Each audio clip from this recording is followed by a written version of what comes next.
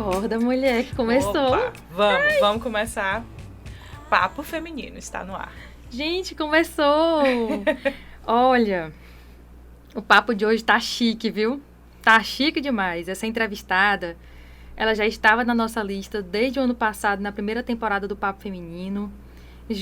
Justamente pelo histórico dela, que a bicha ela é danada, ela é guerreira, ela gosta de correr atrás dos sonhos dela, ela nos orgulha por ser de uma das maiores pessoas que defendem o Piauí, ela representa demais o estado e ela foi representar lá no MasterChef em 2019, foi vice-campeã, mas pra gente, pra nós aqui, ela foi a campeã. Foi, pra mim foi.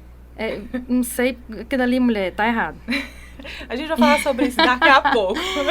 Seja bem-vinda, Lorena Daisy. Conte-nos a sua história aqui, por favor. É um prazer recebê-la aqui no Papo Feminino. Obrigada, meninas. Eu que agradeço a oportunidade, né? Encaixei aí na agenda. Estamos aqui para ter um papo bem gostoso, falar um pouco sobre um pouquinho de tudo, né? Tá aí, a gente acompanhou a Lorena no MasterChef, a gente conheceu um pouquinho da vida dela, do que ela falava em relação aos filhos, à família, por estar longe. Mas hoje a gente vai conhecer também a pessoa Lorena. A gente viu os pratos dela muito Sim. bem trabalhados. E claro, nos pratos a gente já podia perceber um pouco da personalidade dela. Ela colocou muito ali, falou muito do Piauí, falou muito sobre ela também na arte da culinária. Mas a Lorena tem uma trajetória aí muito interessante para contar pra gente. E eu queria saber o comecinho dessa trajetória. Tá, de lá. De antes, você escolheu ser professora, trabalha na área da enfermagem, o porquê de escolher enfermagem? Quando eu estava no terceiro ano, né, eu sou aluna do Colégio das Irmãs. Então, eu estudei no Colégio das Irmãs quase a vida toda. E lá, quando chegou no terceiro ano, eu nunca fui muito de decidir o que eu ia ser. Né? Sempre pensava muito na área de saúde, pensei um pouco na área do direito. Na verdade, o que a gente vê é que nem sempre a gente toma as decisões conforme a gente sonha. A gente sonha muito o sonho dos pais, o sonho da sociedade, o sonho dos outros, né? Somente quando a gente é muito jovem. E aí, eu, né, na minha família tinha médico, meu pai e meu avô eram dentista, e eu sempre tive muito a questão de cuidar. Então, eu escolhi enfermagem, era uma profissão que na época estava muito em alta, né, por conta do PSF, tinha sido lançado, então era uma profissão que estava em ascensão. E eu sabia que era uma profissão que eu ia gostar. Quando fiz o vestibular, passei para a Federal do Piauí, amei. Quando eu cheguei ali, eu me encontrei. E logo assim, eu tenho a seguinte teoria: eu amo tudo que é meu, tudo que eu faço. Dificilmente, às vezes as pessoas elas estão fazendo algo e dizem assim, eu não gosto disso. É muito raro acontecer isso comigo. Então, normalmente, eu gosto das coisas que eu faço. E se me colocar em várias funções, eu também acabo me adaptando muito bem. A adaptabilidade talvez seja uma das minhas maiores características. E aí eu amei, né? Fiz meu curso de enfermagem com notas muito boas, me dediquei muito, sempre fui muito dedicada. Estudo, para mim, sempre foi um dos pontos principais. Eu sabia que, como mulher, principalmente, né? E, querendo ou não, a mulher nascida em 1984... A gente entregou a idade. A gente entende que o preconceito, né? Hoje a sociedade, por exemplo, a sociedade que a minha filha está crescendo é completamente da sociedade que eu cresci, né? Então eu sabia que era através do estudo. Através do estudo eu ia conseguir alguma coisa e eu sempre fui muito independente, né? E aí fiz meu curso de enfermagem, foi maravilhoso, concluí o curso. Assim que eu concluí, a minha primeira oportunidade de emprego já foi como professora. Não que eu tenha escolhido ser professora, né? Na verdade, eu era muito tímida até entrar no curso de enfermagem. Era aquela pessoa que, ia fazer um seminário, tremia na frente, mas durante o curso tinha várias aulas de se comunicar, né? Várias aulas que a gente tinha que fazer seminários, e aí eu fui aprendendo a falar, né? Até porque eu queria tirar nota boa, e a nota boa era meu objetivo. Se tem que falar, eu vou aprender a falar. A mulher é focada. Que bom que ela fez isso, né? Porque eu fui deixar para fazer isso no final do curso de jornalismo. Não, eu já sabia então, assim, ali. eu sempre fui muito tímida para falar. Eu era muito tímida. E aí eu acabei entrando, né, no curso. Quando eu saí, a dona Osirina, que inclusive se quiserem colocar na lista dos entrevistados, é uma mulher magnífica. Já vamos anotar. Ela é a diretora da Escola São Camilo. Ela já é bem idosa hoje, mas é uma figura assim super importante no Piauí em si, porque ela foi das primeiras enfermeiras que veio para o Piauí, fundou a escola. Então, boa parte dos técnicos de enfermagem que a gente vê trabalhando aí é graças a ela, né? E aí a dona Osirina, eu fui fazer uma entrevista com ela me amou nessa entrevista e já me deu uma oportunidade de emprego. Ela disse, olha, assim que você se formar, venha que você tem um emprego aqui na minha escola. E foi assim. E aí me formei, cheguei, peguei uma turmazinha humilde, com acho que menos de 2 meses eu já estava pegando a maioria das turmas da escola. Porque eu me dedicava muito, né? Amava ali, então ali eu vi o mundo onde eu podia cuidar e ensinar. E o ensino foi algo para mim que chegou de uma forma muito legal. E aí comecei a dar aula. Nessa questão de dar aula, estava numa época que os concursos públicos estavam muito em alta, né? Infelizmente, hoje não estão da mesma forma, mas também peguei um momento do cenário público, né? Que estava com muitos concursos. Então, começou os preparatórios para concurso. A internet ainda não era algo como é hoje, né? Que a maioria dos cursinhos o pessoal faz online. Então, eram presenciais. Já tinha curso online, inclusive eu cheguei a gravar cursos online na época. Mas era mais presencial. E aí eu entrei em vários preparatórios da cidade que tinham aulas para preparatório para concurso, né? E nisso foram quase 10 anos. Entre me formar e ser professora de preparatório. E a minha vida era essa, era plantão, dar muita aula. Dava aula, às vezes, tinha dia que nos preparatórios era de 7 da manhã a 10 da noite. Nossa! A garganta, tipo, era um preparo físico que eu tinha da garganta, a voz, né? Eu fico pensando assim, cantor e tudo. Hoje, por exemplo, se eu pegar para dar 3, 4 horas, eu já fico rouca. E imagina. Na época, como eu tinha preparo, falava bastante o dia inteiro. E eu gostava muito, tinha muita habilidade, na verdade, para dar aula, entendia a questão dos bizus e tudo.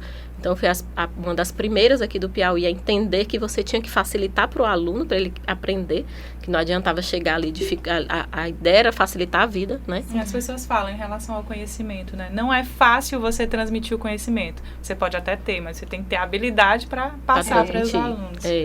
E aí foi isso, assim, muitos anos nos preparatórios, até que... Nisso eu tive 2 filhos, né? Tive a minha primeira filha, Maria Luísa, em 2011. E também meu primeiro concurso em 2011. E em 2016 tive meu segundo, que é o Luiz Gustavo. E nisso minha vida estava totalmente certa, né? Super estruturada. Okay. Todas as metas cumpridas, estava só esperando a aposentadoria. Horários preenchidos. Eita, quando mudou... Foi uma virada de chave. Foi muito, assim... Se a Lorena de hoje chegasse na Lorena lá de antigamente, olha, minha irmã, vai acontecer isso na tua vida. Fazer aquele um avisozinho prévio. Sabe aquela trend que a pessoa tá passando por ela? Sim, eu ia fazer. Tava certo. Mudou. Calma, vai mudar tudo. E assim foi, né? E assim foi. Assim, eu considero que hoje mudou muito, mas eu ainda consigo, assim, com muita luta e com muito, como é que eu posso dizer? Com muito trabalho psicológico meu de mim mesma, de entender o que eu gosto, o que eu quero e aonde eu quero chegar e as coisas do mundo que realmente importam para mim e o que não importa. Então, eu consigo, eu digo assim, que eu tenho 70% da minha vida de antes. Eu mantenho, tipo, a minha rotina de cuidar das crianças, que para mim é muito importante, de supermercado, de casa, porque eu gosto de cuidar de casa também. Então, assim, não é aquela coisa de viver faxinando, não sei o que, cozinhar todo dia, mas eu gosto das coisas de casa também, né? Sim. E continuo fazendo. E gosto também da questão de cuidar dos meninos. Para mim, é uma prioridade, sempre foi cuidar deles, né? E no meio disso tudo, apareceu, né, o MasterChef. Na verdade, eu penso assim, eu achava que eu estava indo para uma competição de culinária, mas depois eu descobri no meio do caminho que era um reality show, na verdade. Como assim? Iludida. Como assim, Lorena? Porque assim, na minha cabeça era como se eu estivesse indo para um concurso de culinária, só. Sim. Só. Pra mim, ali era o que, tipo assim, eu não pensava naquela coisa, de como eu vou me portar, de como eu vou me vestir, de como eu vou aparecer na câmera, de quem eu vou me aliar. Nada disso passava na minha cabeça. Eu vou cozinhar e o que eu cozinhar vai ser analisado e se passar, isso. ok. Era isso. Era tinha isso. Eu não entendi o que era Twitter, o que era hater, o que era isso, o que era aquilo. Mas, assim, eu até que eu fui pouco hateada, né? Porque os haters sempre acontecem. Sim. Mas dentro do meu perfil, assim, eu vi que não foi tão absurdo, né? Quando a gente... Claro que tudo que aconteceu comigo eu achei ruim, mas aconteceu muito mais coisa com outros participantes, né? E aí foi isso. Assim, o MasterChef, ele apareceu meio que do nada na minha vida. Eu não tinha aquela coisa, eu quero ser famoso, eu quero... Nada disso nunca passou na minha cabeça. A minha cabeça sempre foi, eu gosto de cozinhar, gostava muito, eu gosto muito de comer. Isso é importante, porque para cozinhar você também tem que conhecer os sabores.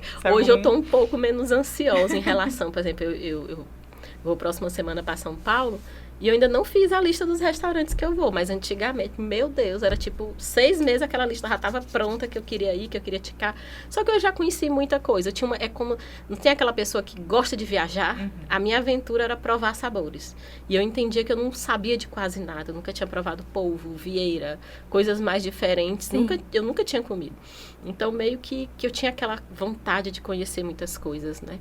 E aí eu assisti o programa com a minha filha. Eu assisti, ainda era telespectadora. E a Maria Luísa dizia assim, mãe, você tem que ir pro MasterChef. Mãe, você tem que ir pro MasterChef. Ela tinha quantos anos? Ela tinha 6 anos. 5 para 6 anos. E eu escutei uma criança. Mas ela foi a melhor pessoa. Corta para uma criança.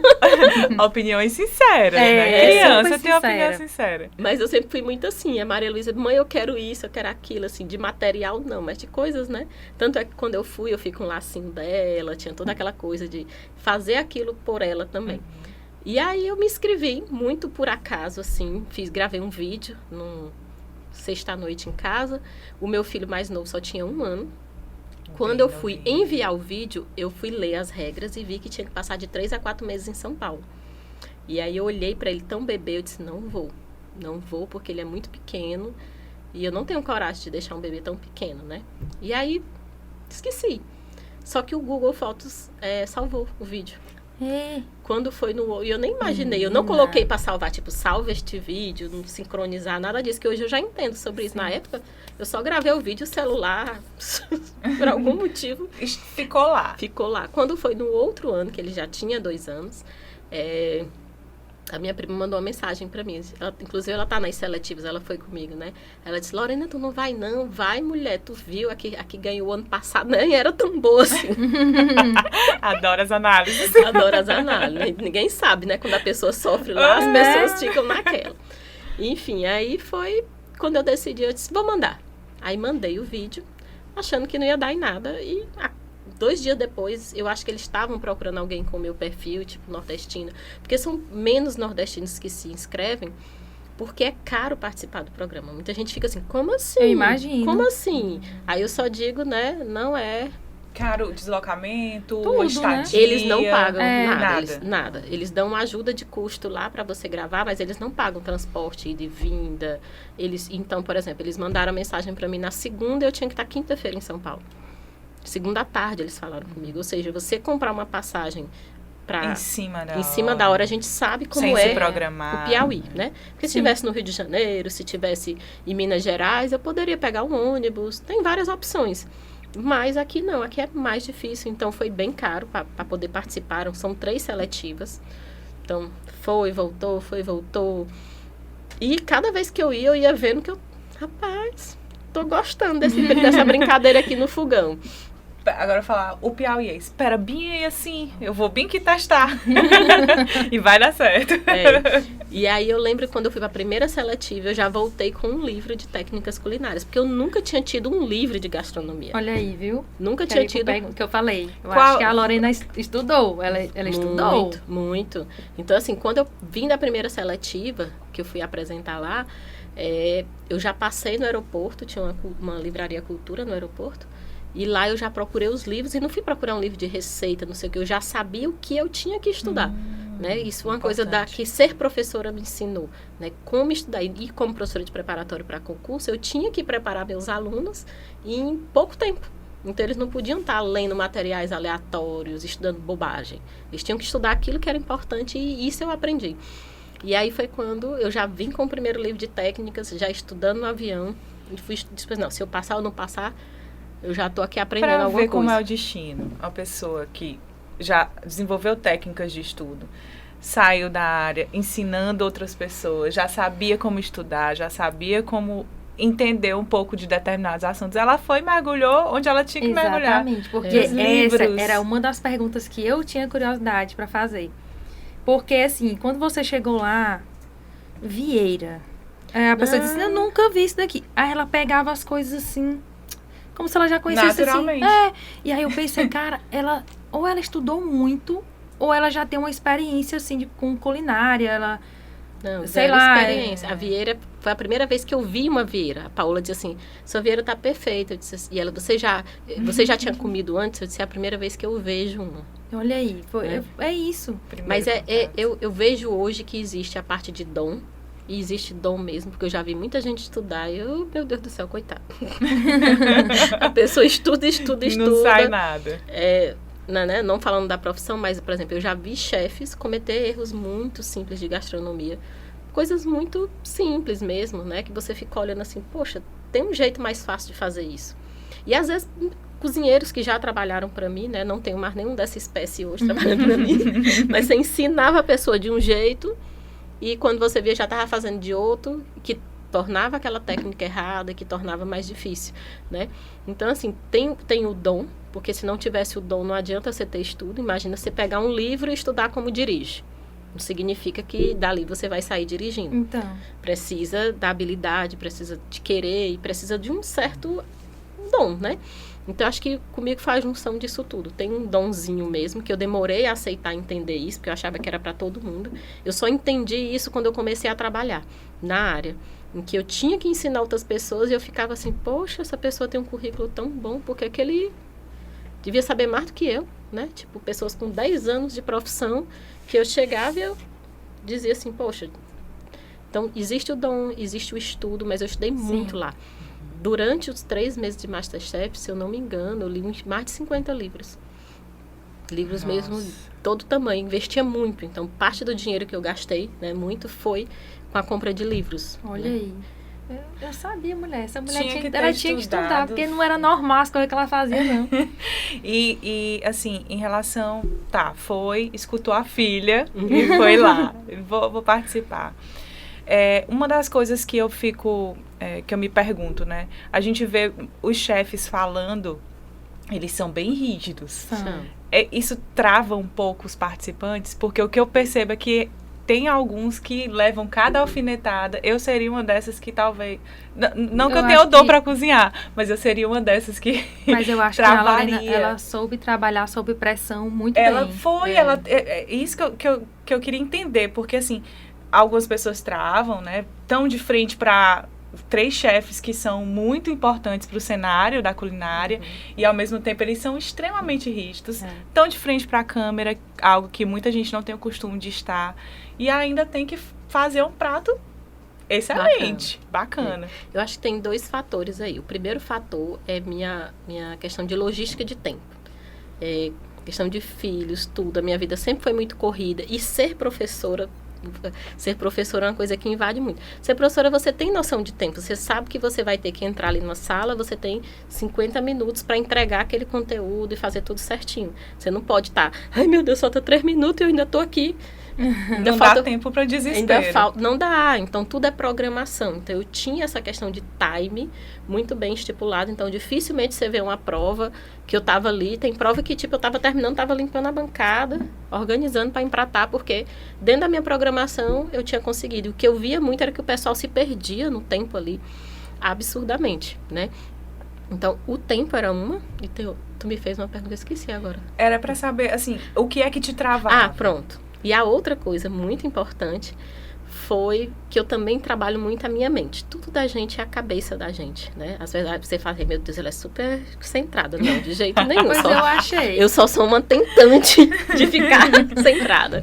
Aparentemente deu certo, pelo que a gente viu. Mas o que eu pensava era o seguinte, 3 meses antes do programa, eu estava na urgência, no hospital que eu trabalhava, e uma criança de 10 anos morreu no meu plantão. Foi a primeira vez, mesmo com muitos anos de enfermagem, nunca uma criança tinha morrido comigo. E era uma criança que estava na porta de casa esperando uma pizza. Era um menino, num domingo à noite, e um motoqueiro passou, foi dar um tiro no vizinho e pegou nele. História. Lembra?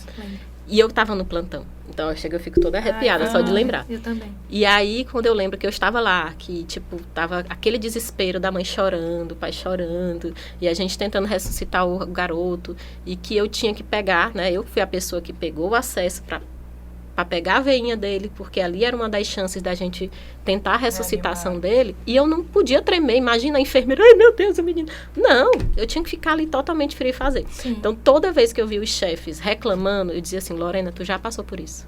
Olha o que tu passou há tão pouco tempo. Você estava lá naquele plantão, e foi provavelmente um dos dias mais difíceis da minha vida.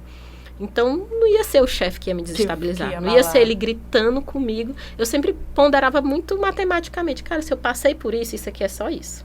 Se eu passei por isso, isso aqui é só isso. E outro fato é que eu não dependia financeiramente daquilo. Eu já estava com a minha vida tranquila, né? Financeiramente, como eu digo assim, estavelmente. Eu já tinha os meus sonhos estipulados. E eu sempre tive uma vida muito simples. Então, muitas pessoas ficavam muito nervosas porque o desejo de ser o Masterchef era muito grande, né? E eu vejo que talvez, por exemplo, quem foi para a final foi eu e o Rodrigo, talvez fosse os que tivessem o menor desejo de ser o tal Masterchef Brasil. A gente estava ali cozinhando, os dois gostavam muito de comida, né? E fomos mesmo pelo amor à culinária, não pelo desejo do troféu, do sucesso em si. Então foi isso, assim, eu não ia tremer com os chefes, porque já teve situações na minha vida muito mais difíceis do que alguém gritando comigo porque uma comida não estava boa, né? E eu lembro da edição que, como você falou do abacaxi, que eu não lembrava, é porque eu lembrei depois, eu lembrei agora, que eu comecei a assistir, já tinha começado. E aí, que eu via a Lorena e dizia assim, cara, essa moça é boa. Só que eu não sabia que ela era daqui. Do Piauí. Eu não sabia. No começo e aí eu também comecei a observar, e aí ela começou a falar, e aí quando identificou, que eu não lembro qual foi o momento que alguém falou... Foi que no dia ela assim, daqui. minha irmã... Não sei, acho que pode ter sido alguma nessa coisa questão, ela disse que deu certo. Pode ter sido alguma Essa mulher coisa. do Piauí, ela falou minha irmã. Da linguagem, Eles né? legendavam minhas falas. Eu achei isso até um pouco xenofóbico. Mas Quando você vai ver no YouTube, tá lá. Minhas falas são legendadas. As falas do Jacan são legendadas e as minhas. Como se eu falasse pessoa... outra língua. Como se não a dava pessoa pra não fosse entender. né? Se você tá... Ai, podre.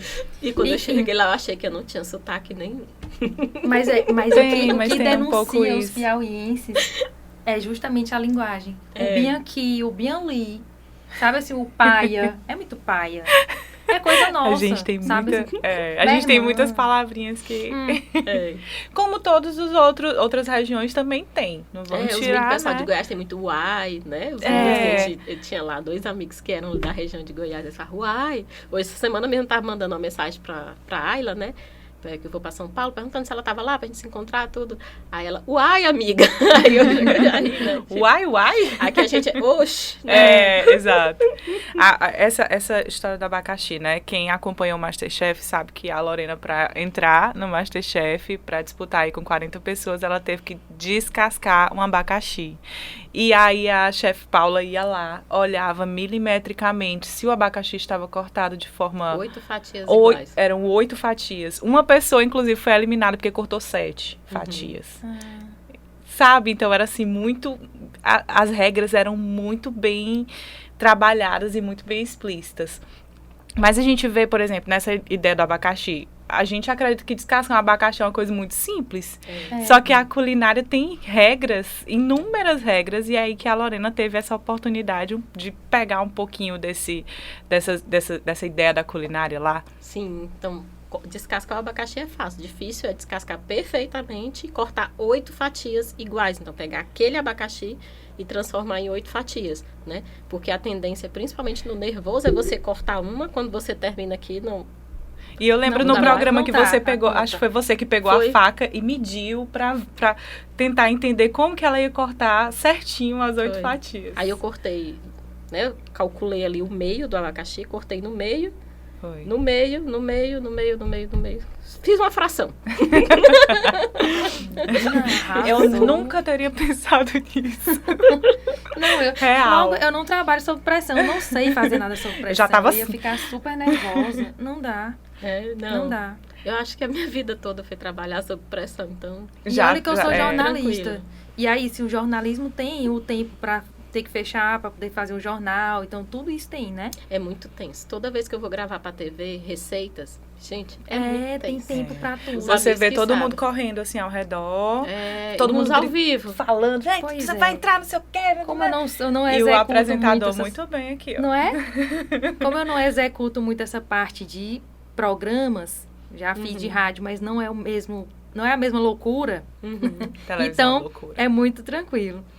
Televisão, A Raquel loucura. sabe. Não, eu já gravei alguns programas que, tipo assim, eu tenho que gravar uma receita ao vivo e eu não sei quanto tempo eu tenho.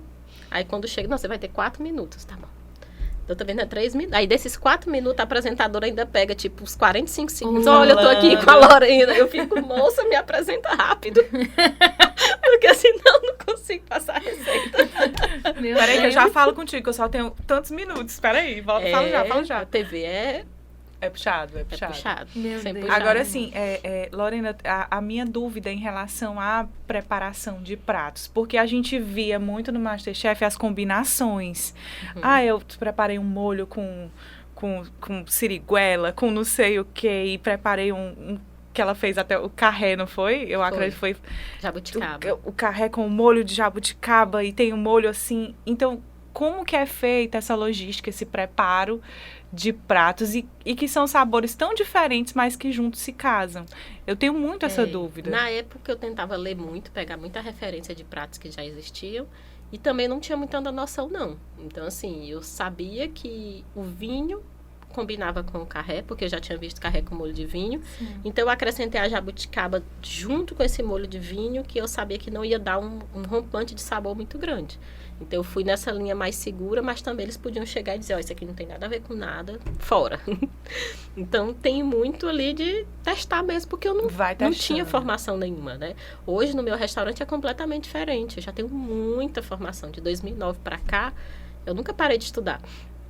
Né? E aí Então, é sempre testando, então, sempre essa testando, preparação. sempre testando, tentando entender, tentando ir, porque culinária tem uma coisa que é a base culinária, né? Que são as técnicas. Então, eu sempre digo muito para os alunos ou para sous-chefes, cozinheiros, a galera que já passou por mim, não invente tanto, porque às vezes, porque assim, a mente da gente, ela não tem limite.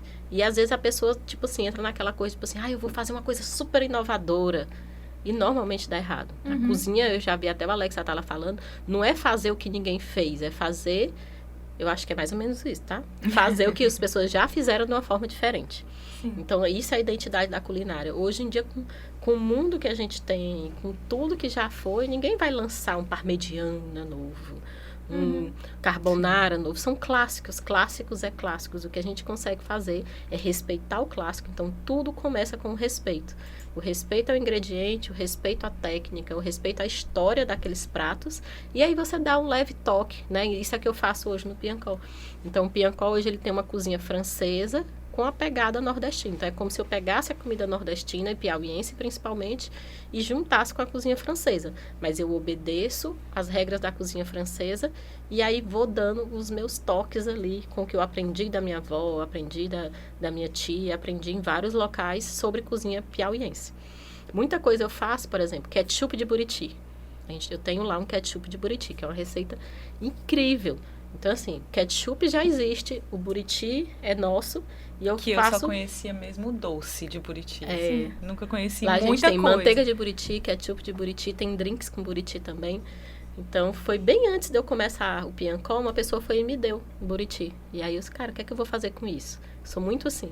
E aí eu peguei esse buriti e fiz essa receita, né? Mas o que é que eu fiz? Eu não criei uma coisa do outro universo. Não, eu juntei duas coisas que já existem, de uma forma que elas se somaram e tentei trabalhar a harmonia e como é que eu posso dizer? O equilíbrio de sabor entre elas. E é isso a culinária, né? É você trazer o novo, mas não é uma coisa totalmente surreal. São pitadas de novo, né? Sim. Porque quando você traz uma coisa muito estranha também, quase nunca dá certo. Isso é o que eu vejo. O paladar dos piauienses aqui, a gente abraça bem a nossa culinária ou a gente tem o certo receio, o certo preconceito? Quando chega no restaurante, por exemplo, um restaurante bem estruturado, existe esse preconceito de chegar, por exemplo, e comer uma galinha caipira? Eu tô há 3 anos, quase, né, tentando mudar isso. Eu entendo que o que eu fiz no MasterChef foi uma ponta do que eu ainda tento fazer hoje. Então, o Piancó, por exemplo, ele não tem hoje a culinária que eu gostaria que tivesse. Mas por quê? Porque no meu entendimento, o Piauí ainda não tem preparo para isso. Ou se tem, gente, o pessoal gosta de provar lá em São Paulo.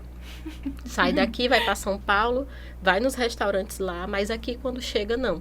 Então, aqui acaba que as pessoas querem as mesmas coisas, os mesmos pratos, os mesmos lugares. Existe, sim, uma resistência do piauiense com o Piauí. Parece né? uma tradição. E assim, não é que eu trago uma coisa completamente diferente no Piancó, não é. São coisas muito... Você olha o cardápio do Piancó, é muito bonito, muito interessante, mas também não é uma coisa que você diz, meu Deus, eu nunca vi isso, que comida estranha, ou isso é totalmente típico. Não é assim, né? A gente está lá numa culinária bem comercial também, né? Mas falta muito. Eu vejo muita gente chega assim e diz assim, ai, eu sou sua fã, não sei o que, não sei o que. Qualquer dia eu vou no Piancó, ainda não conheço. Eu fico falando, cara, como é que é meu fã? A pessoa tem coragem de dizer que é meu fã. Não foi no Piancó. Recorte que vai pro Instagram. A pessoa diz que é meu fã, me ama, me ama, me ama. O Piancó tá aí há quase 3 anos, a pessoa nunca foi lá, né? Então, assim, tem esse embate. Eu sou muito de aceitar isso, né? Entender que é um processo e que a gente está nesse processo, né? Eu espero resistir até o processo acabar. Não é fácil. Complicado. Outra coisa que eu queria frisar aqui, com relação ao MasterChef, que chamou muita atenção, e a gente já falou disso agorinha, nos bastidores, que você trouxe muito regionalismo para lá. Então, se você... o que marcou muito a sua presença foi justamente você pegar os pratos que são daqui, né? E fazer essa junção com as outras coisas que já existiam, né? E aí, Raquel, como que ela botava coentro em tudo, né? Que tem ficou teve até o... Rainha do coentro. A rainha do tem coentro. Muitos memes aí. Porque ela conseguia fazer isso e o coentro para ela, que era uma lembrança, já uma coisa sua... Sim. Né? A verdade é que se você vai aqui em Teresina, né? Você vai num supermercado, você vai no mercado mesmo público, você não vê muitas ervas. O piauiense, ele não tem costume de muitas ervas. Você vê, a salsinha, não sei o que, não sei o que. No máximo tem uma senhorinha lá que tem uma rúcula, uma coisinha diferente, mas a gente não tem esse costume, né? Então aqui, basicamente, a gente come o manjericão na pizza, marguerita. Você não vê em muitas coisas. E o que a gente tem mesmo é o coentro. Então, a minha experiência era a erva que eu sabia trabalhar. Eu sabia trabalhar muito com os temperos, né, secos, assim, páprica, outras coisas assim. Mas as ervas eu sabia, só que eu tinha o costume. A minha base de tempero era o coentro. E, além disso, eu tinha muito aquela coisa assim, olha, todo prato que eu puder fazer, que eu puder colocar a minha identidade piauiense, eu vou colocar. Claro que se fosse uma replicagem, né? O chefe foi lá, tinha que fazer um prato igual aquele que estava lá. Eu não ia fazer. Não tinha como.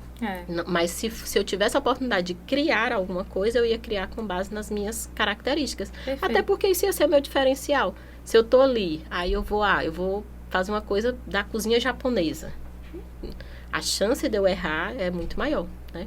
Mas, assim, isso foi bom e foi ruim, porque também foi motivo de preconceito durante o programa. Né? As críticas, teve crítica com relação a isso, né? Muita gente abraçava, de dizer, ai, que legal, e eu amo coentro também.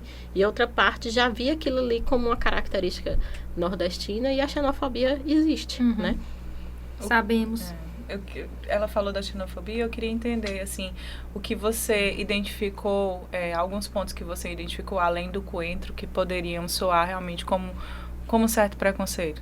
Não alguém, algum acontecimento. Sim, as legendas, né? Sim, as legendas. As legendas, é bom frisar.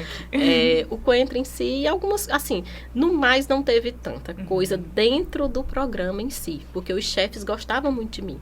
Eles reconheciam na minha culinária que eu tinha uma culinária diferente, e que cozinheiro, hoje eu observo, né, que eu digo assim, os chefes, mas hoje eu vejo um cozinheiro cozinhando, eu já sei, né, aquele ali é bom, aquele ali tem toque na mão, aquele ali sabe, aquele ali não sabe, então... Que era o que eles viam, então... Era o que eles viam, eles já viam isso em mim, de que, olha, ela cozinha diferente, a forma como ela mexe, como ela comanda as panelas, como ela se concentra na hora que ela está ali, né? Isso tudo é uma característica que hoje eu vejo nos cozinheiros, e eles já viam em mim.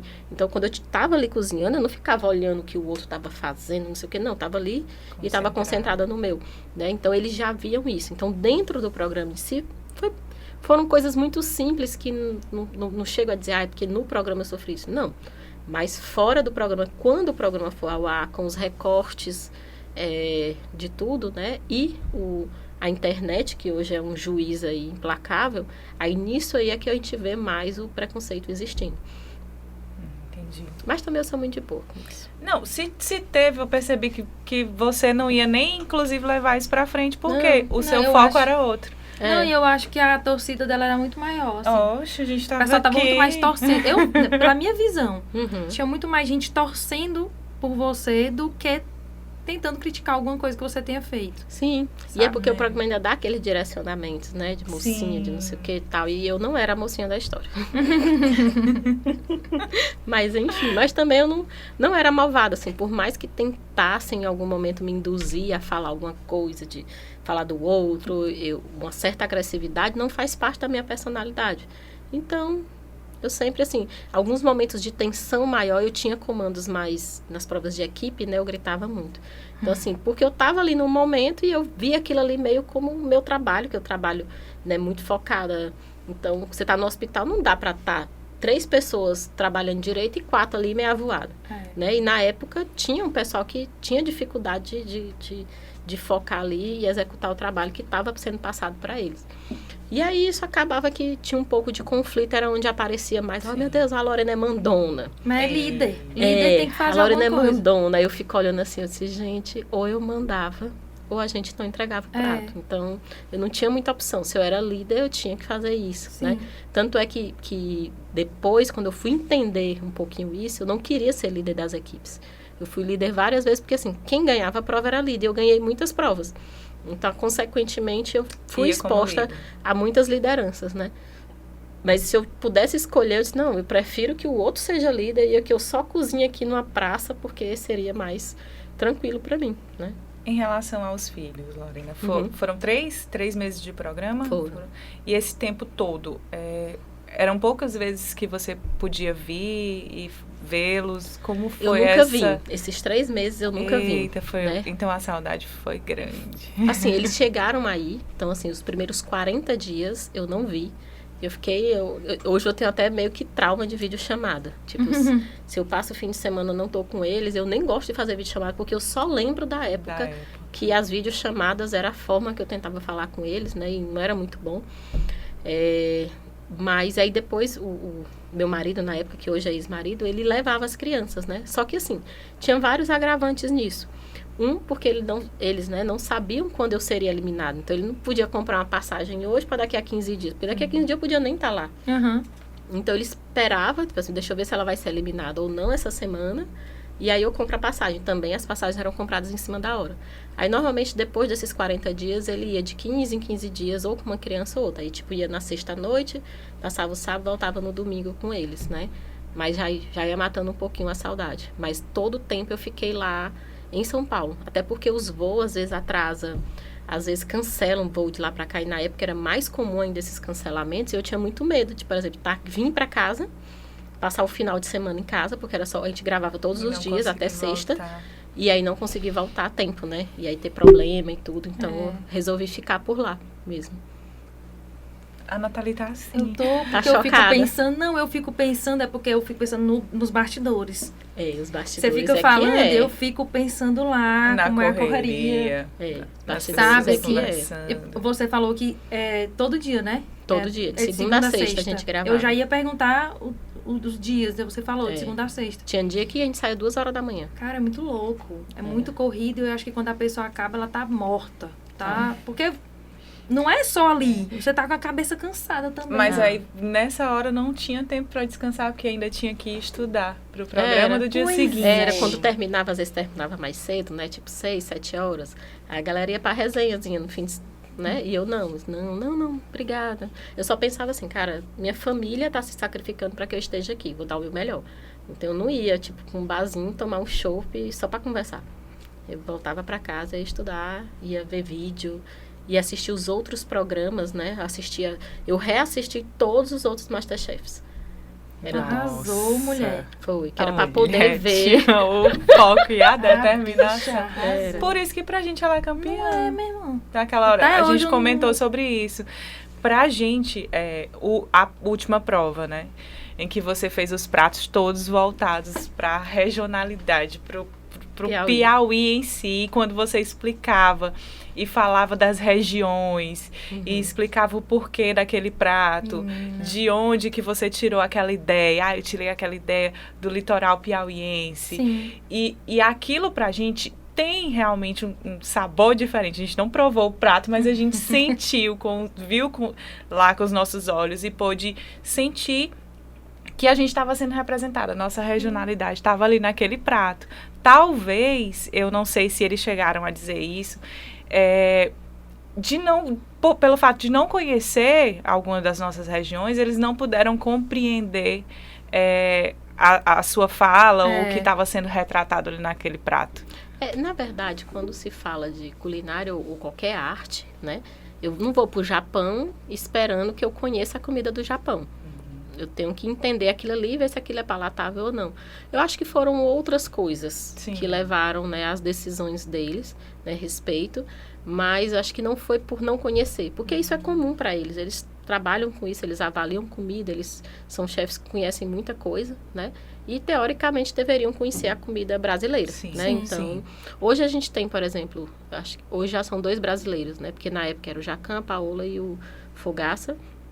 E, por exemplo, é uma crítica que se faz muito, né? Tanto o Jacan como a Paola não são brasileiros, apesar de conhecerem bastante a culinária brasileira. Mas é diferente de quem... E principalmente nordestina. A gente vê que a representatividade lá, norte e nordeste, ela é bem menor, né? Sempre. Sim. Tanto de participantes como... Tipo, eu fui a primeira do norte e nordeste a chegar numa final. Antes de mim, foram 10 edições do programa. A nossa era a 10ª edição. Finalista. Norte e nordeste nenhum. Pesado. Pega um pouco, porque realmente existe essa mudança, inclusive no paladar. O paladar de uma pessoa, sei lá, no Japão, como ela falou, é totalmente diferente do nosso paladar. Se eu não me engano, no Masterchef, no primeiro teve um que era piauiense. Ele foi entre os 3. Só que ele nem morava mais no Piauí, mas ele é de raiz piauiense, cozinhava muito bem, mas ele foi, acho que, 3º lugar, né? E estava começando ainda o programa, ele não teve tanta visibilidade. Sim.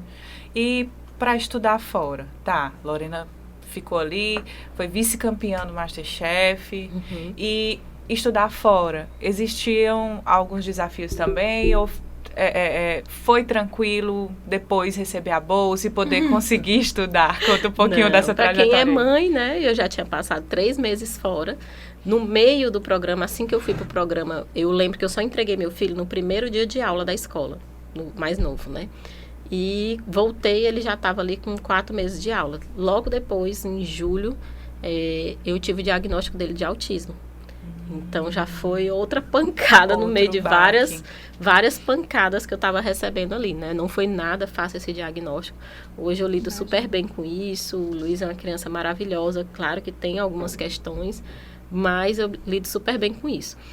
Mas, na época, foi muito difícil. Né? Então, eu assim, acredito que toda mãe sente isso. Então, era assim, se era uma criança de 2 anos e meio que já tinha uma necessidade de cuidado, essa necessidade aumentou muito mais. Porque eram horas de terapia e tudo, né?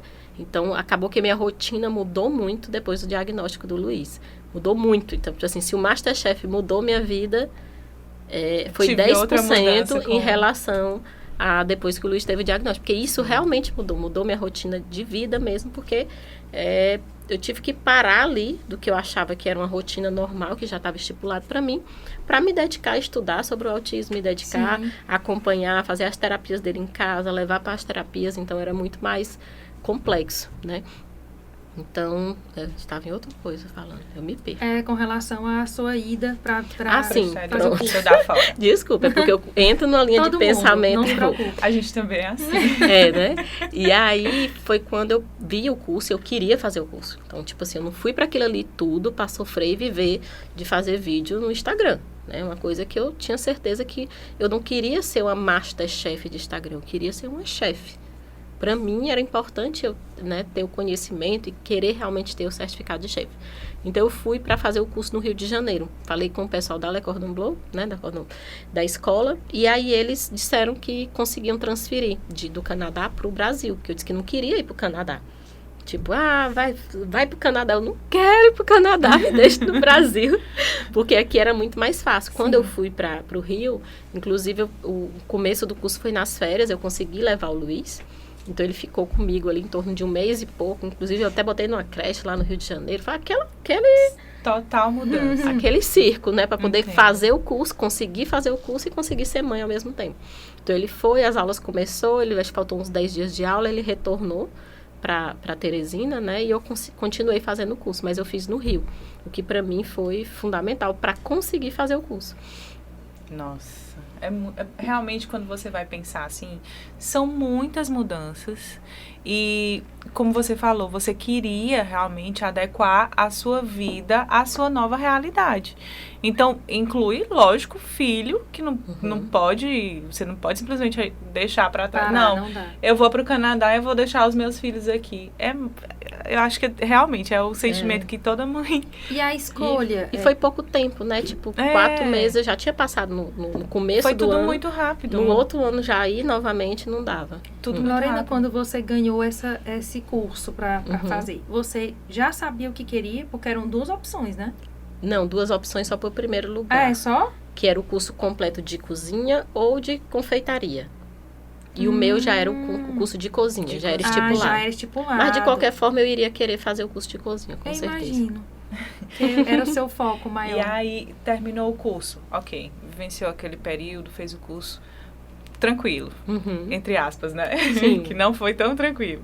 Mas, assim, chegou aqui, as portas estavam abertas para receber a chefe Lorena? Cara, eu vou te dizer assim, as portas nunca estiveram abertas para mim.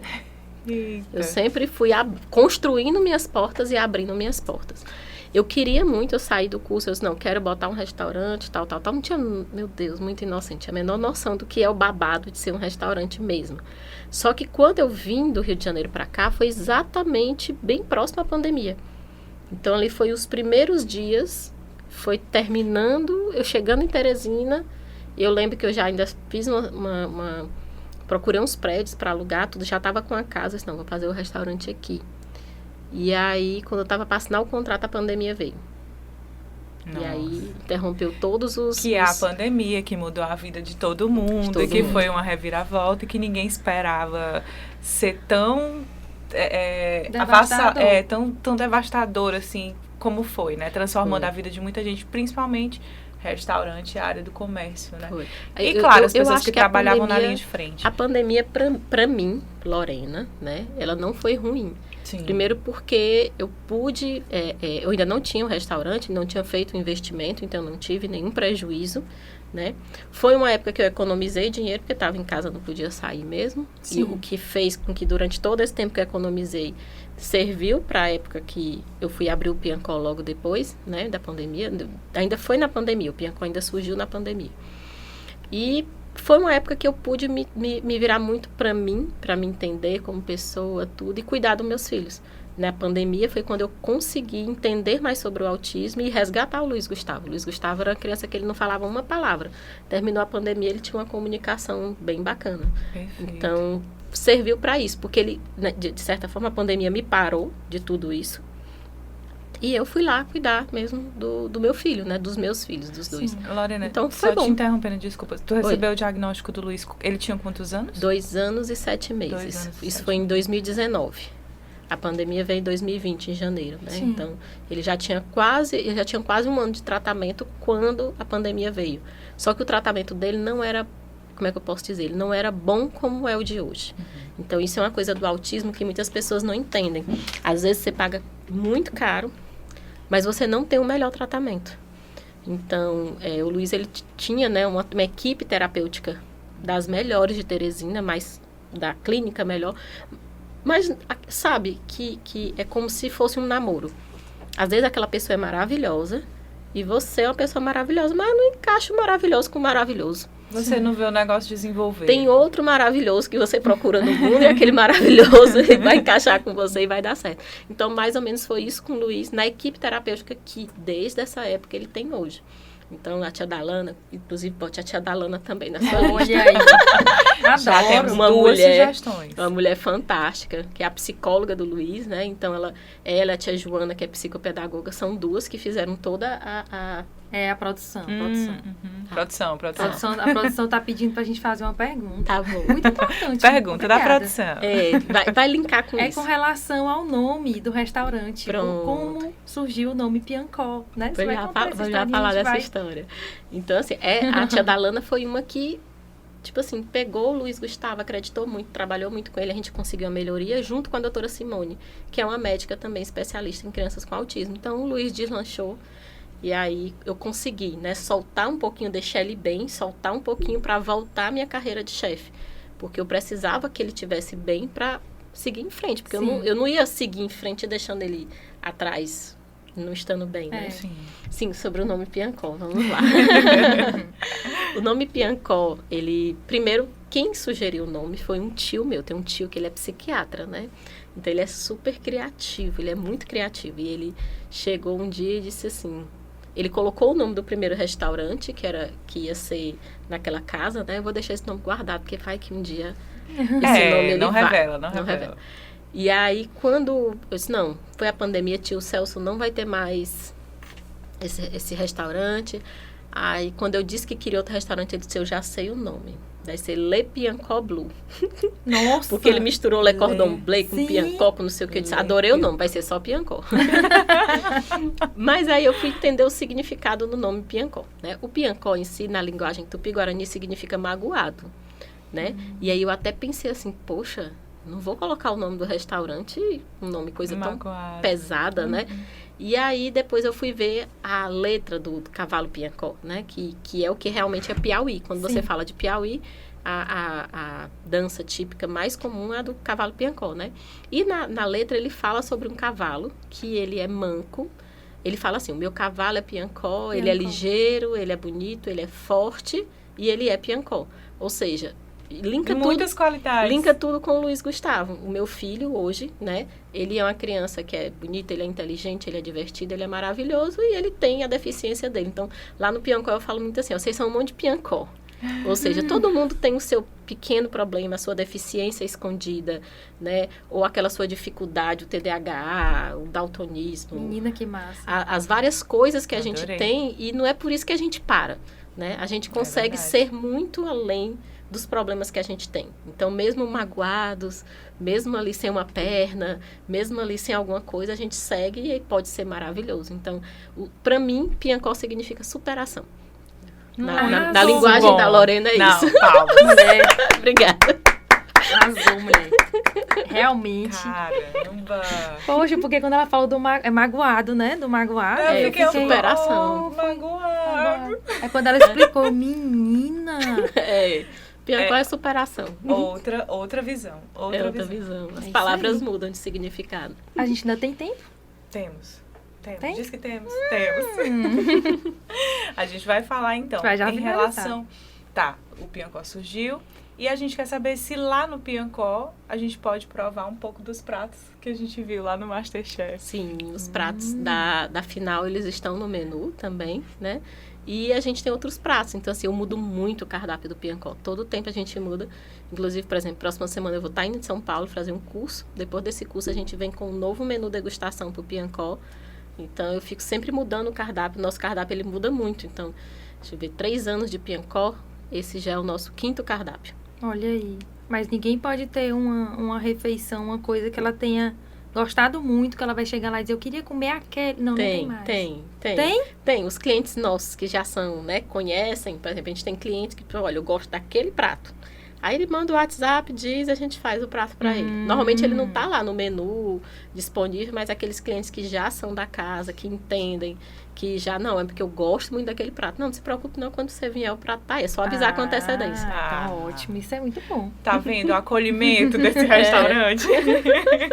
Você é acolhido, você gosta do prato e você vai comer. Mas eu tento desafiá-los, tá? Sempre Vamos provar uma coisa nova. Às vezes, por exemplo, tem uns clientes que são muito frequentes, né? E eu sei que gosta. Aí eu mando de cortesia outra coisa só pra ele provar. Pra ver se... Olha, ele é esperta. Uma coisa que eu vejo também lá no restaurante, Lorena, você sempre tá ao redor ali dos clientes. Eu vejo muita gente que frequenta o Piancó, vai lá, eu tirei uma foto com a Lorena. Eu sentei e conversei com a Lorena, sentou na mesa, tô na mesa aqui com a Lorena. Tem muitas... Se começar a conversar, algumas pessoas sentam e ela senta e conversa. Então, você tem esse hábito de receber as pessoas assim no seu restaurante? Sempre eu vou. Antes eu ia mais ainda, né? Porque, assim, foram 2 anos que eu passei, que eu digo assim, de boqueta, que era toda vez no serviço eu estava lá. Hoje eu me dedico mais à parte administrativa e à criação de novas receitas. E também faço consultorias em outros locais. Então, eu não estou sempre no serviço. Mas 2, 3 vezes na semana eu sempre estou por lá. Né? E quando eu tô, as pessoas, chama a chefe, fala aqui na mesa, tira uma foto, eu sempre faço a maior questão de estar lá junto também. Que interessante. É ótimo, né? Eu queria só esse tempinho, só pra a gente falar de um assunto. Não é muito alto astral, mas a gente vai falar só um pouquinho dele e vai finalizar. A parte... porque a Lorena entrou e ela falou em relação ao burnout. Sim. Que eu queria que ela falasse, porque é muito importante que as pessoas entendam e saibam que existe um limite, que existe um momento que você precisa repensar um pouco sobre o que você tem feito durante esse seu tempo, o tempo que você tem. Você vê que a Lorena fala que é muito programada, que tem o tempo dela para fazer tudo direitinho, mas ainda assim ela se sentiu acometida pelo burnout. Porque assim, as pessoas me veem como uma pessoa muito forte. E quem é muito forte, as pessoas às vezes não têm pena, né? Quando eu digo não tem pena, não estou falando de pessoas externas. É as próprias pessoas que trabalham com a gente, que exigem muito. A família que exige muito. Todo mundo exige muito, né? E eu me exijo muito. Tipo assim, eu sou uma juiz implacável de mim mesma às vezes. E aí eu... para dar conta de tantas coisas, a pessoa fala assim, como é que você dá conta de tanta coisa? Isso não é fácil, né? Então, eu não gosto de romantizar isso. Quando as pessoas me mandam assim, Lorena, eu acho incrível que tu faz um monte de coisa. Isso eu faço tudo perfeitamente imperfeito hoje. Então, porque assim, tem muita coisa para resolver. Aqui mesmo eu disse, vai me avisando, porque senão eu vou esquecer. Eu já mando a mensagem e digo, me cobre, porque se você não me cobrar... Me avise. Me avise. Eu falava assim, oi Lorena, vai dar certo e tal. Eu já ia assim, né? Aí ela, tu tem que me cobrar. Eu, não, porque eu tô com medo de ser inconveniente. Não vai ser não. Mas me cobre, porque senão eu não vou lhe dar a resposta.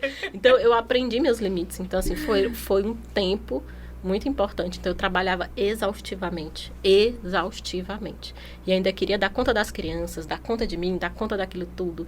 E aí, ficava assim, que chegava um momento que eu fiquei sobrecarregada, né? Então, é aquela coisa, o símbolo do burnout é a pessoa como se ela fosse um cigarro apagado, né?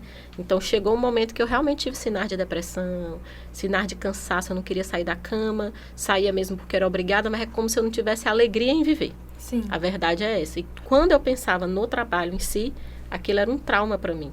Né? Inclusive, câmeras também é um trauma para mim. Então, tipo, se eu pudesse gravar os podcasts sem vídeo, eu gravaria muitos. Só o áudio. Mas é porque no programa tem isso. São coisas que eu só fui entender depois na terapia. Né? Porque o meu trava quando, tipo assim, alguém me chamava para uma entrevista, alguém me chamava para alguma coisa, era porque tinha a câmera lá e eu passei 3, 4 meses numa ratoeira que todo dia era várias câmeras enfiadas na minha cara, né? E tudo que eu fazia aquela coisa, então assim, é estressante. Então o burnout chegou, né? E aí aquela coisa, quando você chega no fundo do poço, ou você arruma uma pá pra cavar mais, ou você sai de lá, né? E aí o que me ajudou muito, o que me resgatou realmente foi terapia. Então, durante um tempo eu fiz terapia medicamentosa também, né? Isso é importante falar, porque muitas pessoas são contra, eu não vou usar remédio.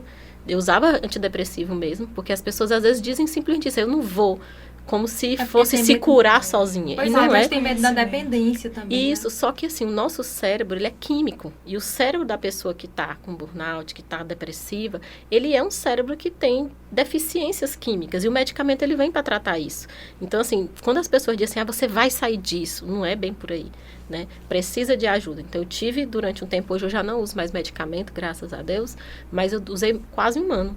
E terapia, que eu já estou há quase 2 anos em terapia. Essa semana passada eu estava com a minha terapeuta, eu disse, Regina, e você vê que eu não falto. Toda semana, tipo, a semana tá super corrida, eu vou lá nela, tipo assim, eu não tô me vendo com algum problema que eu tenho que desabafar, mas eu não falto, porque ali é um compromisso. Outro compromisso que eu assumi comigo foi a atividade física, né? A academia também hoje, eu coloco como uma das prioridades para mim. Porque o que é que eu fazia antes? Eu, na lista do que eu tinha que eliminar, eu eliminava tudo que era para mim. Eliminava a academia, eliminava o cuidado com o meu psicológico, eliminava os cuidados comigo mesma, tudo. E aí, quando eu cheguei na hora, eu olhava para mim no espelho e dizia assim, meu Deus, mulher, tu tá acabada. Morta de cansada. A pessoa olha assim, reage, bota um cropped. Não é bem assim. Não é bem assim, precisa de ajuda. Mas hoje, assim, por exemplo, após muitas dificuldades, né? Inclusive, no meio disso tudo, ainda teve um divórcio aí na minha vida. Eu tô bem. Por quê? Porque eu criei ferramentas para que eu esteja bem nas situações. Mas ainda é uma luta, gente. Não vou mentir. Imagino, ainda é uma luta todo dia, porque fazer esse equilíbrio, né, que a gente faz, e aí eu não vou trazer só o feminino, os homens também, muitos deles fazem, o ser humano como um todo, né? Equilibrar a família, aí tá bem no corpo, e tá bem com os filhos, e tá bem com isso, tá bem todas com aquilo. Todas as cobranças que são muitas feitas. Cobranças, né? Eu aprendi a me cobrar bem menos em tudo. Então, assim, hoje eu já não quero ser a melhor chefe. Eu tenho a minha culinária, a minha identidade, é ela que eu vou trabalhar, por ela que eu vou lutar. E é isso. Em cada local que eu tiver, eu vou tentar fazer o meu melhor e eu espero que esse meu melhor seja bom. Muito bom. E façam terapia. Façam terapia, gente. É muito bom. Eu tenho que fazer, né? Então... A gente já falou disso quantas vezes aqui? Várias e várias vezes. Várias vezes. Todo mundo precisa de terapia. Bem, mundo. É igual atividade física. Acabou. Eita, ai meu Deus. Aqui tá assim, começou, aí acabou. Acabou? Ai, gente, foi ótimo. Foi muito bom. Muito obrigada, Lorena. Obrigada, foi gente. ótimo. Pra gente finalizar, eu posso só pedir pra Lorena dizer assim, só um pouquinho. Lorena, como você se vê no futuro? Pronto, a última pergunta, vai ser rápido. Eu tenho certeza. Tá ótimo. Eu parei de esperar o futuro, porque quando eu esperei, foi tudo ao contrário do que eu esperei. Então agora eu estou vivendo o presente, porque normalmente eu vivia no futuro, então hoje eu parei de estar pensando no meu passado e esperando o futuro. Eu estou no presente, então eu sei o que eu vou fazer amanhã de manhã. Perfeito. Eu acho que eu estou vivendo da mesma forma. Fechou, Mas vai dar tudo certo, no futuro vai dar certo, porque o presente vai ser bom. Obrigada, viu, Lorena? Foi Obrigada, ótima. gente. A conversa foi esse papo de hoje. Foi muito bom. Muito bom. E a gente finaliza, né, o Papo Feminino sempre falando que nós temos aqui Raquel Sampaio e Natália Araújo na apresentação, também na questão da produção. Sim, ficou faltando uma coisinha aí. O arroba. Pediu arroba. Arroba. O meu arroba é Lorena Daisy, DAYSE, _. Pronto. Bem facinho de achar. E E é do o mesmo do Piancó também. Piancó? O Piancó é @Piancó Gastronomia. Pronto.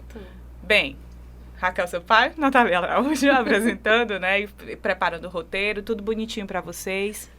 A gente tem aqui a nossa auxiliar de produção, Vitória Ribeiro. Nós temos também o nosso design de mídias, Guto Abreu. E Majoli Moreira, que trabalha no áudio e nos ajuda aqui com todo o processo de câmeras e adequar tudo aqui para que fique... diretor. O nosso diretor, para que tudo fique bonito, para que você possa acompanhar aí de casa. E a gente pede muito que você curta, compartilhe, comente, mande a sua sugestão. Eu conheço alguém, como a Lorena aqui, nossa entrevistada deu 2 sugestões, então você também pode sugerir aí, mandar a sua sugestão. Eu quero ouvir muito essa pessoa falar aqui, conversar aqui com vocês e dar o ponto de vista dela, contar um pouco da história. Então manda pra gente, @Papo Feminino THE. A gente tá em todas as redes sociais, gente. Instagram, Spotify, a gente tá no YouTube, enfim. No Twitter. E é isso, a gente agradece muito você que tá aí em casa acompanhando a gente. Tchau, gente. Tchau, tchau. Tchau, tchau.